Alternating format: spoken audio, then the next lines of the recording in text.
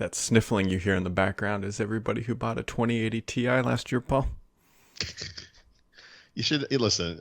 This is a great Simpsons thing where he buys the brand new computer, gets the most expensive thing he can get. Mm-hmm. He's got it home in the back of his car, and he's driving down the street. And he sees a billboard for the next one, and he's like, "Don't," and that's welcome to technology. Yeah, I think this year is worse than previous Yeah. generations because for those who aren't aware, yesterday, I almost said Google, but NVIDIA announced their next generation GPUs, which are going to be the RTX 30 series. So you get 3090, which is about the size of an Xbox One X. The thing is massive.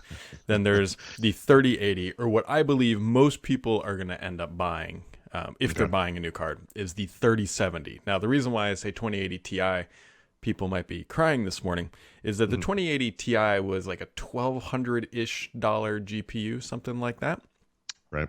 And the NVIDIA RTX 3070 coming in October will cost you 499 dinero, which is a lot of money. But but that just killed the resale value of the previous card. It'll outperform the 2080 Ti. Oh boy! So realistically, like That's a 2080 Ti right now is maybe about $400. Yeah. You'd be kind of crazy to pay anything more than that at this point for it. Wow. Yeah. That's why I use an iPad.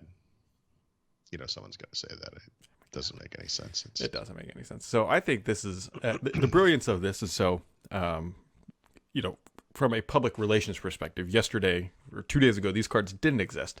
Then they existed. We already have a price point. We already have a release date, and they're all faster than the next generation consoles. But yeah. By the way, by significant amounts. They're not just, it's not like 1.2x. Like some of these, I think, are 5x. That's not surprising in the slightest, though. I mean, the GPUs in the consoles, PlayStation 5 and Xbox Series X, it's almost always universally a year old by the time that they launch. Yeah, I know. Listen, I get all the console apologist excuses for this. The unchanging piece of hardware means people can optimize their games over time and they get better as the years go on, blah, blah, blah, whatever. But I use a console too. I think the brilliant part here on NVIDIA's part, is the pricing of the 3070 is $499, which is pretty much expected to be right about where we think the PlayStation 5 and the Series X are going to be. You're going to get good performance, like the same performance. So this is the same conversation every gen, dude. I mean, come on. Like, first of all, you're going to put a PC out in your living room? I mean, maybe. I use mine in my whole office, I guess. But and the $500 for the card doesn't explain the cost. Right, it doesn't explain everything else. You still need a lot of RAM, good storage, fast storage, high-end Intel CPU or AMD CPU.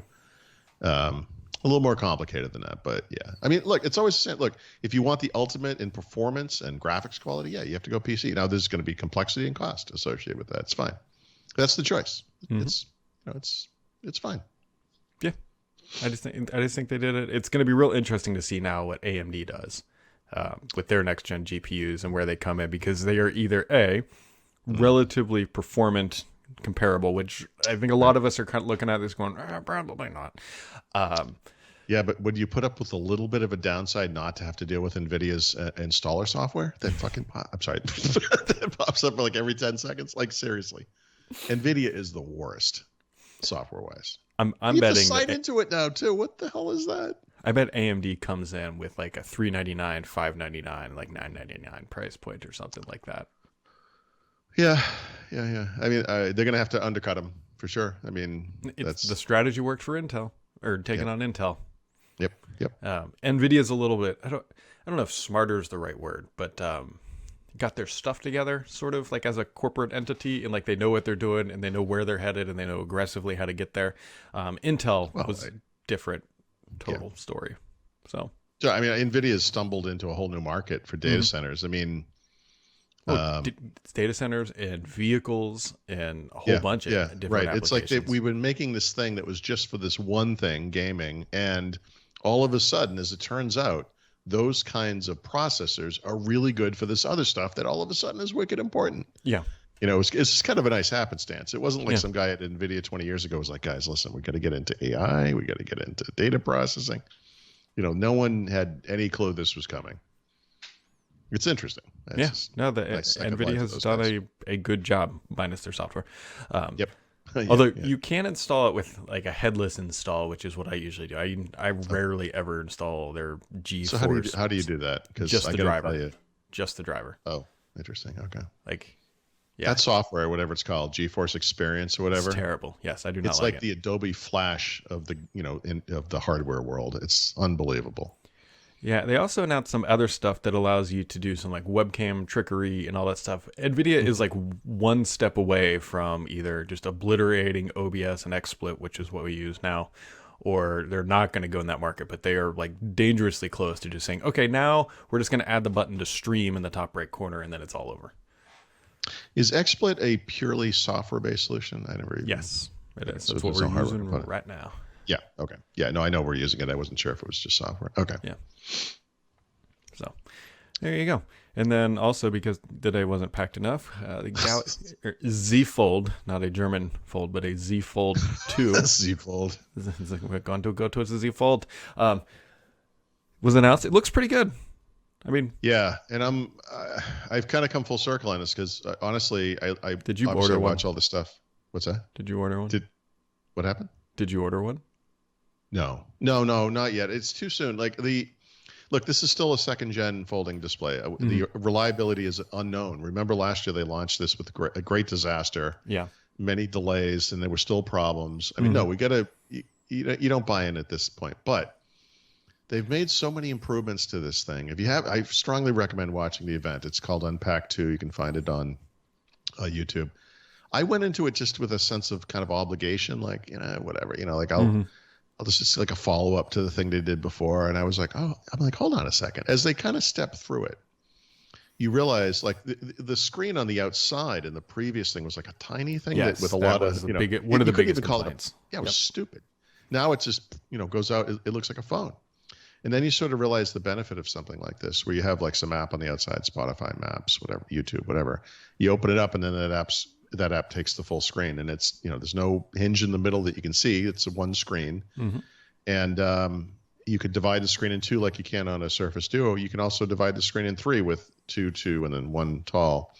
Arbitrarily move them around. You can save those configurations. I mean, it's all of the kind of productivity benefits that Microsoft talks about, but it's also like an awesome phone, which is where the Duo falls apart. It's got a great camera, great screens, normal smartphone form factor. Yeah, it's a little chunky when the thing's closed, for sure. But that little chunky thing that's tall and thin will fit into your pocket. I mean, it looks like a great phone. And I think this is the future of phones. I think when Samsung announced the first Note, we kind of had that phablet form factor, which I don't think was a term Samsung ever used, but kind of came into the common lexicon or whatever. Everyone kind of made fun of it at first, and it was expensive, for the day. But now that is the normal form factor. Obviously, we still have smaller phones, but most phones are these gigantic phones. And I look at this and I think, prices come down. You'll have even smaller ones and different shapes and stuff. If they can get the folding screen right, and I think we all agree they probably will, right, over time. Yeah, I mean, this is it. And it can replace two devices, all that stuff. $2,000, not today. But Samsung Note 20 Ultra, $1,300. Good iPads, $500-600. I mean, it's $2,000, folks. I mean, I don't know. I feel like the prices have to come down. Yeah, because I mean, the Duo's $1,400, so I think is it 13 starting? I think it's $1,399 though. Yeah. So I think it's. Oh, is it? Okay, I'm sorry. Yeah. Okay. Yeah. Yeah. So for that extra $500-600, whatever, $100, I mean, you're getting much better technology across the board, outside and inside. All the good smartphone stuff, the better camera, NFC. I mean, everything you expect from a smartphone, and it does everything Duo does. It just does it better. So the only thing we don't know yet is the display, the literal material of the display. If it's oh yeah, no, this is the great unknown. I would never buy this thing sight. I would have to see many reviews. I'd have to wait and see how this thing performed over time. I mean, everyone remembers how terrible the last one was. I mean, Someone got a crumb in there and it broke the whole display. Someone did nothing, it broke the whole display. Someone peeled off the protective thing it was meant to stay on, destroyed the display. I mean, like, it was a nightmare. Kind of a low bar to be better than that, but it needs to be, this thing needs to work for a couple of years for it to make sense. So we can't evaluate that today. And as we are talking here, Microsoft announced the Designed for Xbox badging, which is just their way of sort of branding. I'm going to say Microsoft announced the acquisition of TikTok. Oh, God, please no. Mary Jo's theory is that they're going to announce this at 5 p.m. ET on Friday. And just nothing says confidence yeah, just drive it right into the ground. Yeah, nothing says here's a whole bunch of billions of dollars like buying a company that will proudly announce at the end of the day on Friday. We'll see. I have no idea, and quite frankly, I really don't care. Other than we'll get to ride this hilarity into the ground potentially. God, it's like being a bit player on SNL who plays a politician that gets into office and now you're there all the time. Yeah, you just signed up for a career. You're like, great. Now I have a job. Yep. So one thing on TikTok, not that I care about this topic too much, but one of the, I don't know if it's a rumor or stories or whatever, is part of the Chinese involvement with this deal has been that whoever buys the assets for, it might be like the US, Australia, New Zealand, something like that, may not get control of the algorithm, which I have to think is a key asset. And I'll just, not to make kind of a bizarre comparison, but remember when Microsoft bought Nokia, they didn't get the maps, the Here Maps thing. Right. And at the time I was like, guys, you don't buy 50% of it. This is a key part of the ecosystem. You have to buy that. And of course, that stuff still exists, but now it's owned by like some consortium of automakers and stuff. I mean, that's something Microsoft should have done at the time if they were serious about making phone work. Mm-hmm. It seems to me like TikTok, yes, you get the users, you get the Azure hosting, blah, blah, blah. But I would imagine a key part of that asset is the algorithms. That's what everyone talks about. Microsoft can make it. Well, Walmart too. Walmart's getting in. They can do it. They can say, look. Walmart algorithm. Yeah. Walmart's fucking ass. Yes. Okay. I don't know. Maybe. Yeah. We'll see. If they just want to throw $1 billion this way, I won't complain. I'm just trying to read this compatibility stuff. It doesn't really, I need to look at this closer. It's the Xbox thing. Yeah. Because that's been sort of a big sticking point for some of the stuff I want a new headset for the console because mine's starting to it's got a dongle and life could be easier and it has some funkiness with software updates and not wanting to update. You buy a Sony set of headphones or something? Yeah, but that's for my PC upstairs and I'm not. Yeah, you're not okay. Yeah. They're opposite parts of the house and I don't think Bluetooth would connect. Correct. Right, you need that. Like, there's like a proprietary protocol that you need or something to connect directly to the Xbox. So I feel like a lot of modern Bluetooth devices will let you kind of seamlessly connect to two devices, or maybe even more than two. Yeah, those Sony's don't,